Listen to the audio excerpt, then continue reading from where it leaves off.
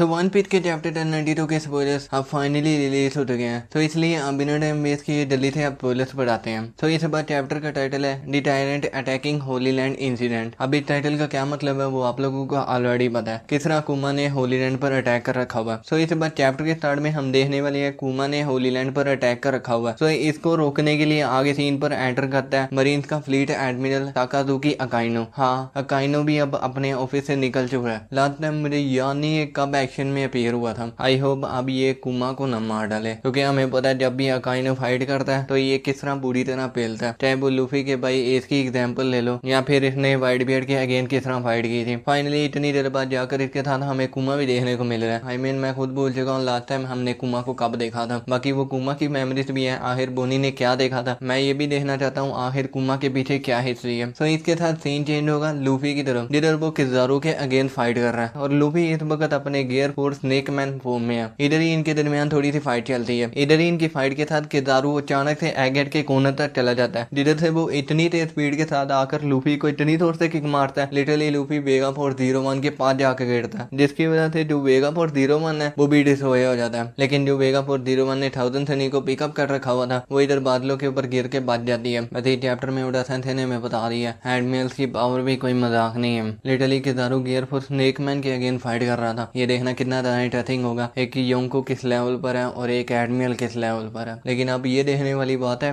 वेगा force 01 अब destroy हो चुका है, तो ये अब लोग एगेट के बाहर कैसे जाएंगे। आई मीन बाहर पूरी नेवी की फ्लीट खड़ी हुई है, इतनी आसानी से ये लोग एगेट से बाहर नहीं जा सकते। आगे बोनी भी शिप से उतर के किजारू पर अटैक कर देती है, लेकिन किजारू भी इसको बड़ी आसानी से डिफीट कर देता है। किजारू बोनी को किक मार के उसे एगेट बैरियर के पास फेंक देता है। इसके बाद किजारू बड़ी तेजी से भागते हुए लैबो फेस के अंदर आ जाता है। आई मीन अब ये वेगा पंक के सामने खड़ा हुआ है, जिसको एलिमिनेट करना किजारू की मेन प्रायोरिटी है। लेकिन दरारू को फाइट अभी खत्म नहीं हुई। At the end of the chapter हम देखते हैं लैब की छत टूट के उसमें से निकलता है लूफी का हाथ और वो आकर किजारू को पकड़ लेता है। लूफी इस वक्त अपने गियर 5 जाइंट फॉर्म में आया हुआ है। लूफी के इस फॉर्म को देखकर यहाँ पर जो भी लोग होते हैं उन सब की फाड़ के हाथ में आ जाती है। सेम वही आंखों को बाहर निकलने वाला रिएक्शन। लेकिन बात अभी खत्म नहीं होती है, आगे सबसे इंटरेस्टिंग पार्ट ये होता है लूफी के गियर 5 ड्रम्स ऑफ लिबरेशन को सुनने के बाद यहाँ पर जो एंशिएंट रोबोट होता है वो फाइनली अवेकन हो जाता है। यस वही एंशिएंट जाइंट रोबोट जिसे हमने एगेट आर के स्टार्टिंग में देखा था, जिधर से फर्स्ट टाइम लूफी वेगा पंक से मिला था। सबसे बड़ी बात यहाँ पर जो आती है आखिर ये रोबोट इस टाइम लूफी के ड्रम्स ऑफ लिबरेशन को सुनने के बाद कैसे अवेकन हो गया, क्योंकि जहाँ तक मुझे याद है वेगा पंक ने कहा था वो खुद भी पता नहीं लगा पाया इसका एनर्जी सोर्स क्या है। क्या ये लूफी के ड्रम्स ऑफ लिबरेशन को सुनने के बाद अवेकन हुआ? आई मीन इसका जो एनर्जी सोर्स है वो लूफी का गियर 5 यानी कि मॉडल निक का है। लेकिन यहाँ पर एक और बात भी आती है, याद करो वेगा पंक ने खुद बताया था आज से 200 साल पहले इसी रोबोट ने होली लैंड मैरिजोस पर अटैक किया था। उस वक्त तो लूफी का डेलफुट अवेकन नहीं हुआ था। आई मीन हमें यही बताया गया है 800 सालों में लूफी का डेलफुट आज तक कभी अवेकन हुआ ही नहीं। लेकिन स्टिल जाइंट रोबोट का जो एनर्जी सोर्स है आज से 200 साल पहले, चलो मान लिया उस वक्त शायद उसको कहीं से एनर्जी सोर्स मिल गया, लेकिन अभी पिछले कुछ चैप्टर में लूफी के अगेंस्ट गियर 5 फॉर्म में लड़ रहा था, तब ये जाइंट फॉर्म क्यों नहीं अवेकन हुआ? कुछ लोग तो ये कह रहे हैं